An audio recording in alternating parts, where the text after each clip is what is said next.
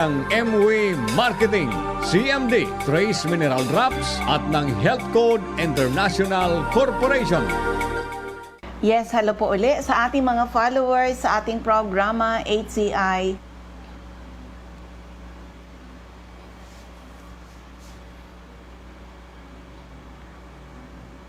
Yes, hello po uli sa ating mga followers sa ating programa HCI Power Trio, CMD Kalusugan at Kabuhayan. Ako po uli ang inyong lingkod, si Ma'am Melinda Wee, nangungumusta sa inyong lahat. Mga listeners po natin ngayon, kumusta po kayong lahat? Sana po kayo ay nasa mabuti mga kalagayan and hopefully kayo po ay nasa mabuting kalusugan. Dahil kung hindi na po, andito na naman po tayo sa ating mission to help restore the health of people. So sa mga listeners po natin, dyan lang kayo at nandito lang ang inyong lingkod. O syempre, kung may mga tanong when it comes to health, open po ang aking text hotline. I-text lang po edad karamdaman at kung mga taga-saan kayo, edad karamdaman at kung mga taga-saan kayo, ang aking text hotline is 0939 9040717 0939 9040717.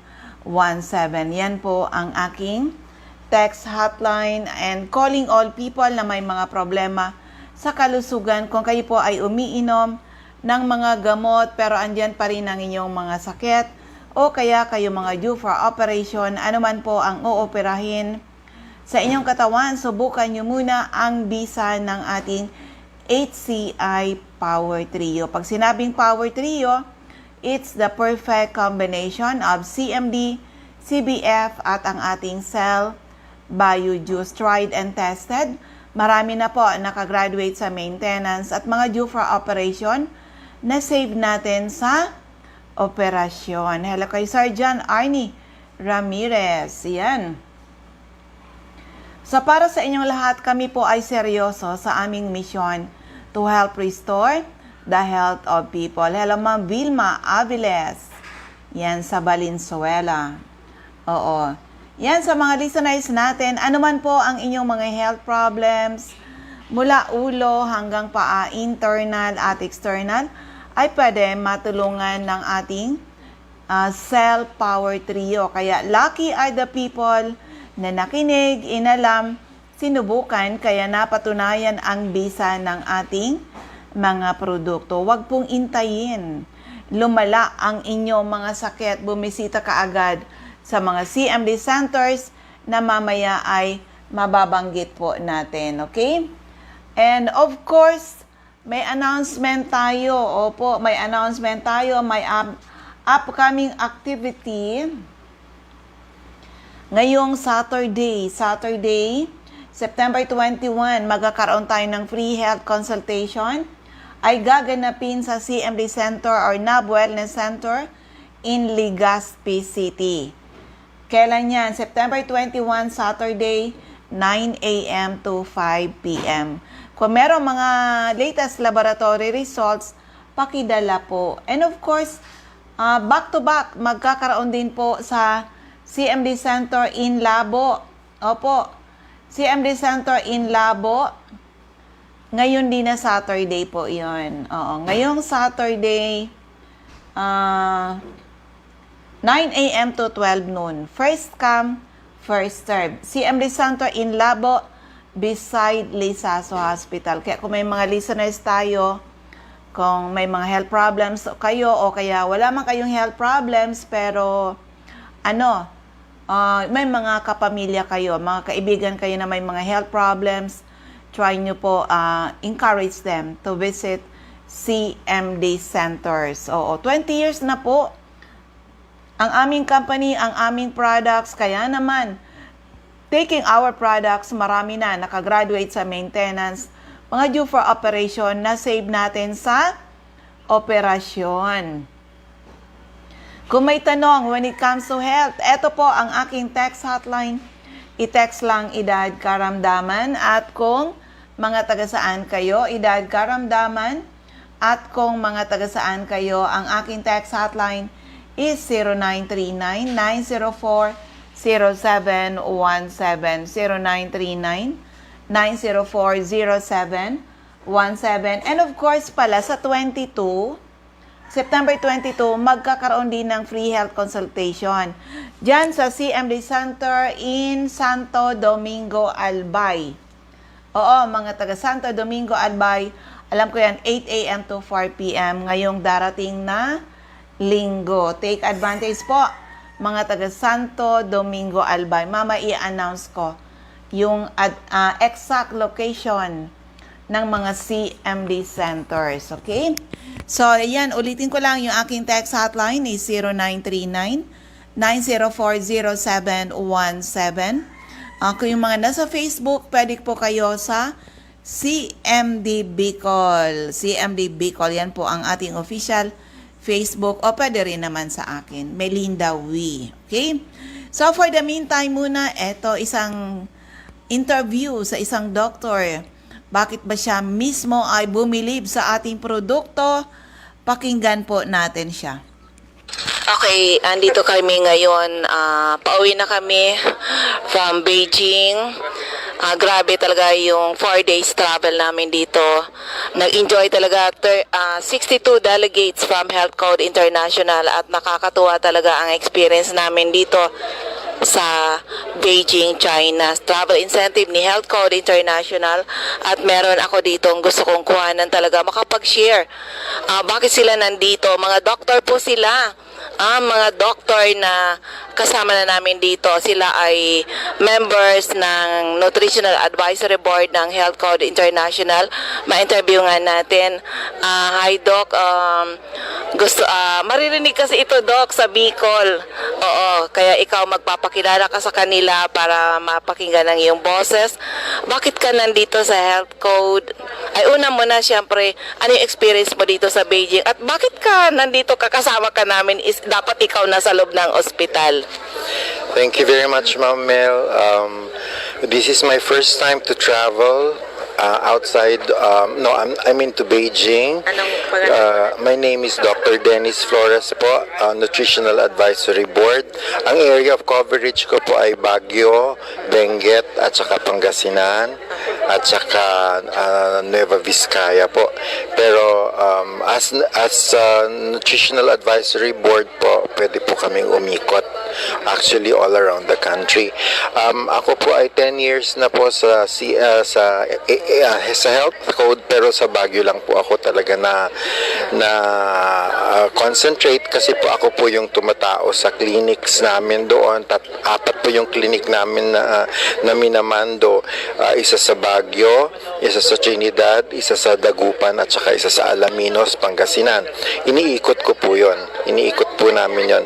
Pagkatapos, best friend ko po from college, kami po ni na Dr. Edna Balangge at saka si Dr. Lilibeth Bartolome. We were best friends, seatmates po kami sa College of Medicine.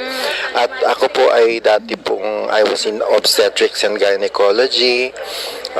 Pero hindi ko po tinapos dahil outside of my medical profession, I'm also a musician, I'm also a pianist, at sa gabi po nagpa-play po ako sa Camp John Hay. Pero sa umaga po ang concentration ko sa clinics po. And for 10 years, ang point isa ng CMD, kaya po ito ay number 1 sa lahat ng management ko, sa lahat ng klase ng sakit. Although meron po kaming organization sa Baguio na Baguio Benguet Medical Society, at minsan tinatanong nila ako ano ba itong pinopromote kong gamot. Sinasabi ko naman sa kanila, it may not be as popular to them as it's popular to our patients, pero yung pasyente po namin ang makakapag-testify na sa paggamit po nila ng CMD, nami-minimize na po yung symptoms nila, at the same time nami-minimize yung gamot. Yun po ang pinaka-importante sa pasyente. Ang amin pong clinics ay free, ang aming consultations.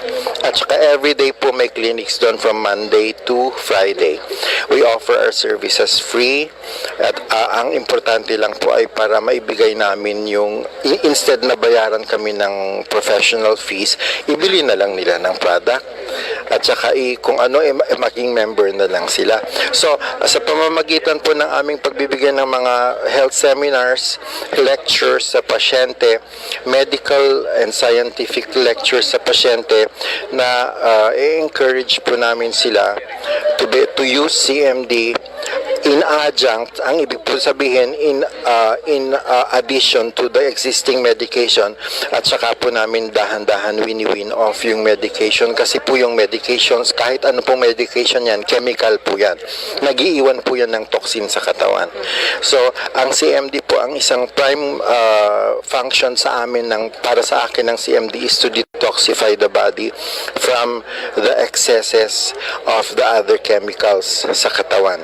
So yun po yung aking advocacy, aming advocacy ni na Dr. Ocampo ever since we started. At saka kami po, kahit po minsan tinutulisa kami, hindi po kami magtatagal ng ganito katagal kung hindi po talaga mabisa yung CMD sa amin. Hindi po namin i-risk at isusugal ang aming lisensya to testify na CMD is effective sa pag-support ng ating well-being. Hindi po namin kine-claim as doctors na ito ay gamot. Ang kine-claim po namin ay ito ay adjunct. Kung baga, makakatulong ito sa pagka po kasi binalik mo yung minerals na nakulang sa katawan, yung katawan mo mismo ang magpapagaling sa sarili niya. And that is the basic foundation of our healing. Okay, Doc, sa 10 years mo sa Health Code International, ano-ano mga health problems po ang talagang natulungan ng ating CMD product? Naku, marami po, Ma'am Mel. First and foremost po, diabetes. Kasi ang diabetes po sa Baguio, ang most if not all doctors, miski yung mga talagang endocrinologist na, pag hindi po nila napababa in 2 weeks to 1 month ang blood sugar ng pasyente, kahit na type 2 pa ito, which means adult onset ito, ini-insulin na po nila. Alam po naman natin na ang type 2 na diabetes mellitus is normal ang pancreas, normal ang insulin. So, nagpapanik lang po sila, bukod doon sa dami ng gamot, tatlo na po yung kanilang anti-diabetic na drugs, meron po silang tusok araw-araw. So when they come to us, ang ginagawa po namin, ako personally, ito miski hindi method ni Dr. Ocampo or ni Dr. Abalangke, method ko po ito personally, and I can personally attest na effective po yung method ko, kasi ang ginagawa ko is, pagdating ng pasyente sa akin, wini-win off ko kaagad yung insulin for 1 week, mini-maintain ko yung oral. Pagkatapos, pinapalitan ko ng CMD. Ang CMD po, inuumpisahan ko sa 5, 10, 15, 20, 25, 30. Hanggang 30 drops po pagka talagang skyrocketing ang blood sugar. Pagkatapos, pagbalik sa akin ng the following Tuesday, which is our next clinic day, bumaba na po. Ang cut-off po namin ang strip po namin ang aming yung aming diabetic strip, blood sugar strip, ang cut-off na is 170. Pagka pumupunta po yung pasyente sa amin, usually mga hanggang 400, 450 yung blood sugar. Ang aim po namin is mapababa ng below 170 yung blood sugar. In so doing, maprotektahan po natin yung kidney, kasi po alam po naman natin na pagka po sobrang taas ang blood sugar, yung arterioles po doon sa kidney natin, sa glomerular filtering apparatus sa kidney natin, yun po ang nasisira ng blood sugar na mataas. Kaya po, pagka po pina-check yung kidney function, which is BUN and creatinine, mataas po, ibinabalik po ng kidney sa katawan yung waste product na dapat nilalabas niya. Pag binibigyan po natin sila ng CMD, yun pong magnesium sa CMD, which is 35% of the solution ng CMD, pag binigay po natin sa pasyente yon at a dose of 30 drops 2 times a day, o kaya 20-20-20, may pangtanghali po, yung magnesium po niya, yun po ang nag-a-act doon sa sugar na mataas sa bloodstream. Nino-normalize po niya yung metabolism ng sugar, making the sugar release energy, pagkatapos pag nag-release ng energy, yung natirang sugar po, insulin attackable na po siya. Normal po yung insulin ng katawan natin. So in other words, bumababa na yung blood sugar. Minamaintain ko na po ng ganun hanggang sa 3, 4, 5 months na pagka dire-diretso ng mababa yung blood sugar, dahan-dahan ko na rin pong wini-win off yung gamot. Talaga, grabe talaga, Doc. Actually, experience din namin sa Bicol yan na iba-ibang health problems na tutulungan. Pero ikaw, Doc, personally, ano ba ang na-experience mo sa products natin? Ma'am, yung sinabi ko, diabetes lang yun, ma'am, ha? Yung a hallmark of other diseases pa po na handle ko sa Baguio, like hypertension. Yun. Alam naman po natin na muscle relaxant ang magnesium. So, opo, kaya po free ang ECG namin, ino-offer namin free ang ECG namin sa Baguio dahil monitor po namin yung ischemic heart disease kung tawagin, yung coronary heart disease. Kung may bara ang puso, yung pong CMD, combination po ng CMD tsaka CBF, because of the spirulina and the chlorella content ng CBF at saka yung magnesium ng CMD, nakakatulong po yun sa pagpapalabnaw ng dugo. Pag lumabnaw, nag-blood thinner ang dugo, hindi na po kinakailangang bigyan ng aspilet kasi po, nagbibigay po kasi ng aspilet ang mga doktor dahil po panipis po ng dugo yun para dumaloy pa rin doon sa baradong ugat. Ang ginagawa namin is CMD lang at saka CBF lang. Pero kung nagkailangan talagang bigyan ng gamot, clopidogrel po ang binibigay namin, which is non-irritating po sa tiyan. Temporarily, tapos pagka in-ECG namin monthly, repeat ECG after the next month, chine-check po namin kung nandun pa yung bara. Usually, nawawala na po yung bara. Ischemic heart disease po yan, hypertension po yan. And the hallmark of other diseases, katulad po nung skin diseases, meron kayong spray lang po, tsaka yung aloria natin. Combination lang po nung aloria soap, at tsaka aloria lotion, tapos yung CMD spray natin. Pati psoriasis, nagtataka yung mga derma. Natutuyo po ang psoriasis sa atin sa Baguio. Kaya po ako kahit na wala pa ako doon sa level ni na Ma'am Mel, ganyan, ako po fulfilled na po ako na napapagaling ko po ang pasyente at bumabalik po ang pasyente. Nasa-save po namin ang pasyente sa dialysis kasi yun po ang number 1 na kinakatakutan ng pasyenteng may diabetes, madialysis. Pag nasira na po parehong kidneys, diretsong dialysis, alam po naman natin na ang dialysis is always a death sentence.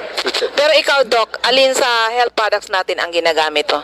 Personally po ako, 20 drops CMD twice a day at saka 10 tablets of CBF kasabay na kasabay po yan. Breakfast, before breakfast at saka before dinner. Anong pagkakaiba sa iyo, Doc? Hindi po ako madaling mapagod. At saka ako po hypertensive. Kaya po, yung ugali po namin sa clinic na pag hypertensive ang pasyente pagdating, nagpapatak kami ng 3 drops sublingual sa ilalim ng dila. That would take the place of yung sublingual na catapres, yung clonidine na nilalagay sa ospital. Sa amin po CMD lang. Grabe. So, pagpatak ng 3, monitor after 15 minutes, bumababa ang blood pressure to normal.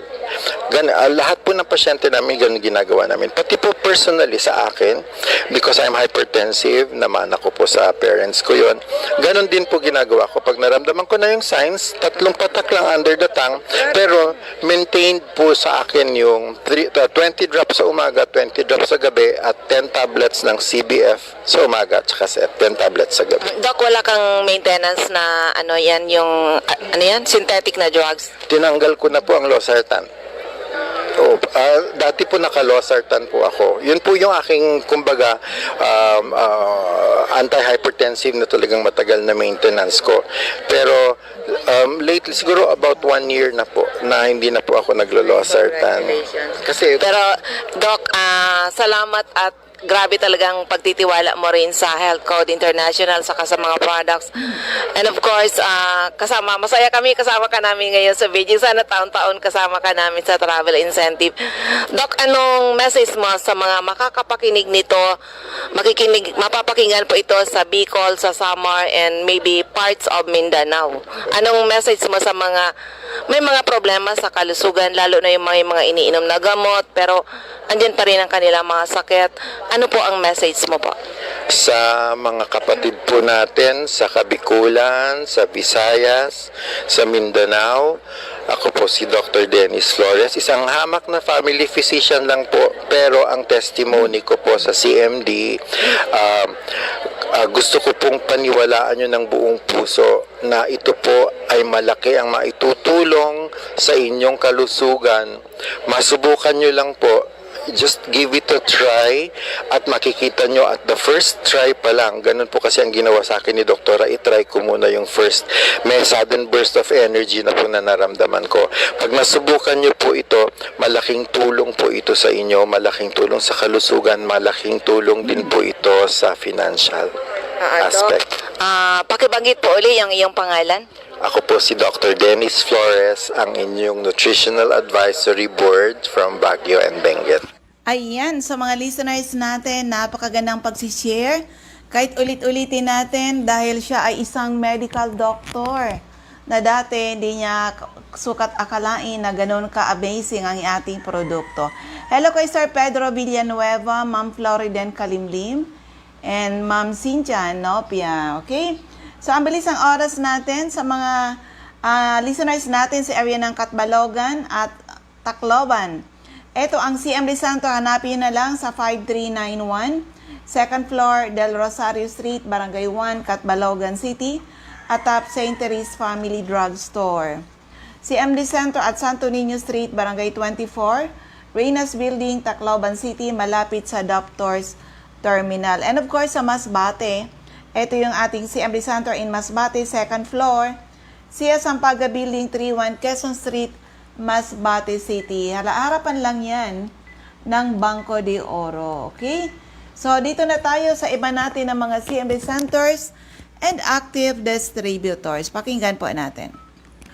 Sa Camarines Norte, hanapin lang CMD Center at Diego Linian Street, Barangay 7, Daet, Camarines Norte near Josel's Garden. Sa Captain Villaflores Street, Barangay Gumamela, Labo, beside Lisaso Hospital. Sa corner Lapak Street and Mabini Street, Purok 2, Poblacion, Kapalonga. CMD Center at Purok 8, Poblacion, Santa Elena, Camarines Norte. Sa Purok 1, Barangay Tugos, Paracali, in front Tugos Elementary School. CMD Center at Purok 5, Barangay Mother Lode, Jose Panganiban, near Kasorog Checkpoint. Ma'am Lorna Rasco, care of GR Store, Binson's Avenue, beside Binson's Shrine. Sa Doctors Generic Pharmacy, Basod, Camarines Norte. Majals Pharmacy, Mercedes, Camarines Norte. Sa King's Pharmacy, Silangan, San Vicente, Camarines Norte. Salvico Pharmacy, in front Labo District Hospital. Ma'am Helen Valenzuela, in front Canoreco, Bato Balane. Lilian Salen alias General Merchandise, Purok 1, Barangay Bato Balane. Julito Limpot, Purok 6, Larap, Jose Panganiban. Ma'am Sara Sarco, Purok 3, Barangay Salvacion, Jose Panganiban. Ma'am Susan Correa Abais, Rusan's Transient House, Purok 2, Lagon. Camarines Sur, hanapin lang CMD Center at 36A, Barlin Street, Santa Cruz, Naga City. Sa Dorcho Esplana Building, Maninang Street, San Roque, Iriga City. Sa Panday Street, Goa, Camarines Sur. Sa Alcantara Street, Poblacion, West Ocampo, Camarines Sur. Second floor, JC Building, San Juan Avenue, Sipocot, Camarines Sur. Atap JC Marketing. Sa LNL Building, Balalaco Road, San Pascual, Buhi, Camarines Sur. Sa Purok 6, Diversion Road, San Antonio, Nabua, Camarines Sur. Sa Tito's Restaurant, Zone 1, Barangay San Antonio, Pili, Camarines Sur. Ma'am Cathy Sasil, Binanuahan, Karamoan, Camsor. Ma'am Emilia Cabaltera, Pugay, Camarines Sur. Sa RBJ Pharmacy, Poblacion, Ilawod, Ragay, near Ragay Central School. Sa Catanduanes, Ma'am Remy Faustino, Gogon Sirangan, Vera Catanduanes.